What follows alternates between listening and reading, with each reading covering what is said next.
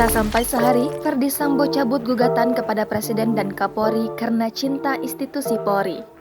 Ex-Kepala Divisi Profesi dan Pengamanan Polri, Ferdy Sambo mencabut gugatannya terhadap Presiden Joko Widodo dan Kapolri Jenderal Listio Sigit Prabowo terkait pemberhentian tidak dengan hormat sebagai anggota Polri.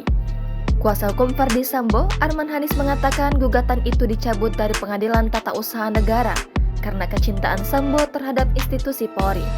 Arman menjelaskan Ferdy Sambo telah membuktikan rekam jejak yang cakap selama berdinas di Polri. Selama 28 tahun berdinas, Sambo disebut Arman menjadi polisi yang berintegritas, hingga akhirnya harus menghadapi proses hukum karena pembunuhan berencana Brigadir Nofriansah Yosua Huta Barat. Sementara itu, kata Arman, Sambo juga sangat menyesali perbuatannya yang berdampak pada konsekuensi hukum yang saat ini sedang berjalan. Arman berkomitmen bahwa prioritas utama mereka adalah membantu Sambo untuk segera menyelesaikannya. Sebelumnya, Ferdy Sambo resmi mencabut gugatan ke Jokowi dan Kapolri dari PT UN per hari ini. Adapun gugatan yang dimaksud berkaitan dengan pemecatannya sebagai anggota Polri. Dilihat dalam situs resmi PT UN Jakarta yang diakses pada Kamis 29 Desember kemarin.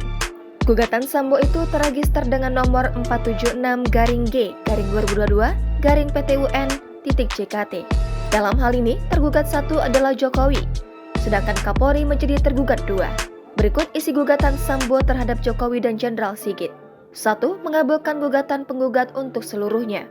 2. Menyatakan batal atau tidak sah keputusan tergugat 1, sebagaimana keputusan Presiden Republik Indonesia nomor 71-Polri-tahun 2022 tentang pemberhentian tidak dengan hormat perwira tinggi Polri tanggal 26 September 2022. 3. Memerintahkan tergugat 2 untuk menempatkan dan memulihkan kembali semua hak-hak penggugat sebagai anggota kepolisian Republik Indonesia.